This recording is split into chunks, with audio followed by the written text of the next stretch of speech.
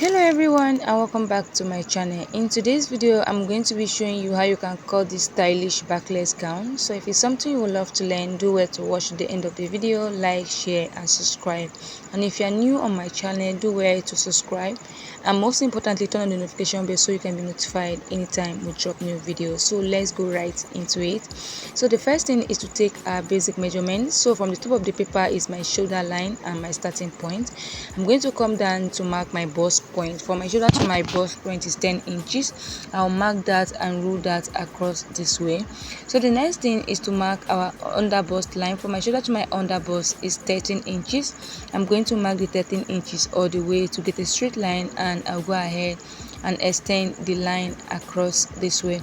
The next thing is our waist point. So from the shoulder I'm going to come down to mark my waist point. From my shoulder to my waist point is 16 inches. I'll go ahead and extend the point across this way. So from this is my waistline, my under bust line and my bust line. For my waistline I'm going to come down to mark my hip point. From my waist to my hip point is 9 inches. I'll go ahead and extend the point across. So after marking my hip line, I'm going to come down to mark the length of my gown, and I'll be marking 30 inches. It depends on how long or short you want it. You can go ahead and mark whatever inches you want for the length. I'll go ahead and extend this point across this way, and I'm going to label this my gown length. I'm going to come to the shoulder line here, divide my shoulder by 2. I'm going to insert it here. At that point I'm going to come down by 1 inch for my shoulder slope. I'll come here to mark my basic neck of 3 inches, although we are going to adjust this neck as we go on with the video. So I'm going to connect from the shoulder slope into the neck width. I'll come down to mark my neck depth of 3 inches. Then I'll connect from the neck width all the way to the 3 inches with my curve rod this way. The next thing is to mark our arm length. How to get your arm length? Divide your bust by 6, then add 1.5 inches to the measurement. I got 7, and I'm going to extend the point across this way. This line now become our chest line.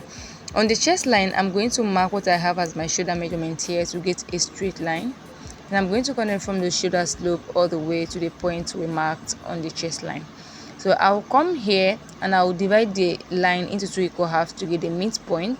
At that point I'll come in by ½ inch. I'll come to the chest line, divide my bust circumference by 4, and I'm just going to connect all the way to the shoulder slope to form my armhole. So we are going to make this gown as a basic gown. It's not going to have any dart, but you can also make this as a bustier gown. So it depends on what you want at this point, but for the sake of this tutorial we are making it as a basic gown. So the next thing is to impute our round body measurement. We've already marked our bust line. I'll add 1 inch for sewing allowance. I'll come to the under bust line, divide my under bust by 4, then add my sewing allowance. I'll come to the waistline, divide my waist by 4. I'm going to add my sewing allowance here. Then on the hip line I'm going to divide my hip by 4. Then I'm going to add like extra 2 inches to it, because from the hip line you see that we have like a flare. It's not really tight at that area, so I'm going to add extra 2 inches to the measurement. You can do more than 2 inches, okay? It depends on how free you want it at that area. So whatever I have on the hip line I'm going to bring it down to the gown length, and I'm going to connect my points all together like this.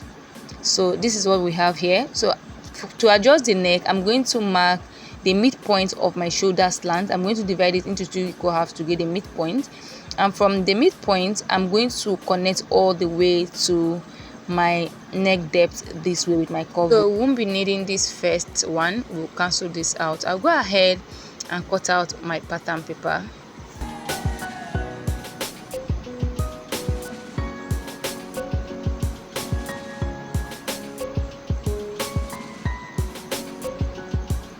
So this is what we have for the front pattern, as you can see here. So we are going to keep this aside so we can work on the back pattern. For the back pattern I'm already gonna to rule out my necessary line, my zipper allowance, my waistline, bust line and the length. I'm going to come to the shoulder line here, divide my shoulder by 2. I'm going to come down at that area by 1 inch. I'll come here to mark my basic neck of 3 inches. We'll still adjust this neck. I'll connect from the shoulder slope all the way to this neck, and I'm going to mark my arm length. We are basically repeating what we did on the front pattern. I'm going to extend that point across. I'll mark my shoulder measurement on this chest line to get a straight line, then I'll connect from here to that point. I'm going to come here to mark the midpoint of this line here, then I'll come in by 1/2 inch, mark my bust circumference on the chest line, then I'll connect with my curve rule to form my armhole. The next thing is to insert our round body measurement. My waist divided by 4, I'll mark it and add my sewing allowance just the way we did on the front pattern. I'll do the same thing to the hip, then add extra 2 inches. You can do more than 2 inches if you want. It depends on how free you want it. Then what I have on the hip line, I'll transfer it to the length and connect my measurement this way.